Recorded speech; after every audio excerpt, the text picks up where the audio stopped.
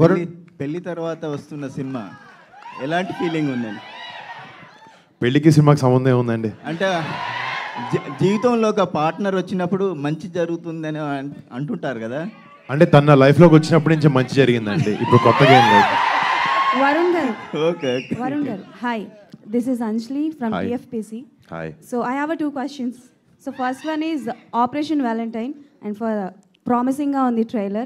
First thing ఏంటంటే మీకు ఈ మూవీలో ద మోస్ట్ మెమరబుల్ మూమెంట్ ఏంటి? అంటే so many moments are there ఉంటాయి బట్ ఎక్కువగా రైట్. అంటే ఈ సినిమాలో మేము ఒక రియల్ ఎయిర్ బేస్లో షూట్ చేసాం అని దాకా చెప్పడం జరిగింది. ఒక 40 days గ్వాలియర్ ఎయిర్ బేస్లో ఒక 40 days విత్ 200 people, ఒక 150 crew, ఒక 70 actors షూట్ చేయడం జరిగింది అక్కడ. అంటే నిజంగా అక్కడ లోపలికి వెళ్ళిన ప్రతి సెకండ్, ప్రతి మినిట్, ప్రతి గంట మేము చాలా చాలా చాలా ఎంజాయ్ చేసాం. అందరూ ఇక్కడ కూర్చున్న అందరం అక్కడికి వెళ్ళాం అండ్ అది చాలా చాలా మెమరబుల్ టైం. అలాంటి అవకాశం అందరికి దొరకదు. ఇలాంటి సినిమా చేయడం వల్ల అలాంటి అవకాశం మాకు దొరికినందుకు నేను చాలా అదృష్టంగా ఫీల్ అవుతున్నాం. Okay, and one more question. So multi star అంటే ఎవ్రీ వన్ వెయిటింగ్. సో అలా మెగా ఫ్యామిలీతో పాటు విత్ యూ ఒక మూవీ రావాలంటే ఎవరితో వస్తుందని మేము ఎక్స్పెక్ట్ చేయొచ్చు? చాలా మంది.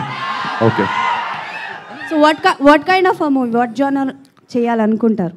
అంటే మా ఫ్యామిలీలో మా పెద్దోళ్ళు చరణ్, బన్నీ అన్న, కళ్యాణ్ బాబాయ్, చిరంజీవి గారు, వాళ్ళు చేయనంటూ ఏది లేదు. సో నేను వాళ్ళు ఏదంటే వాళ్ళతో ఇంత చిన్న క్యారెక్టర్ దొరికినా చేస్తాను నేను. ఒకవేళ యాంటోగనిస్ట్ వస్తే, విలన్ క్యారెక్టర్ చేయాల్సి వస్తే ఎవరికి చేస్తారు? నాకు తెలిసి మా బాబాయ్ వాళ్ళతో విలన్ క్యారెక్టర్ చేస్తే తంతారు. అంటే అది ఊహలో కూడా రాదు. బట్ యాక్టర్గా అంటే ఆయన పక్కన స్క్రీన్ షేర్ చేయాలనే ఆశ 100% నాకు ఉంది. Okay, thank you and congratulations and all the best. Thank you so much.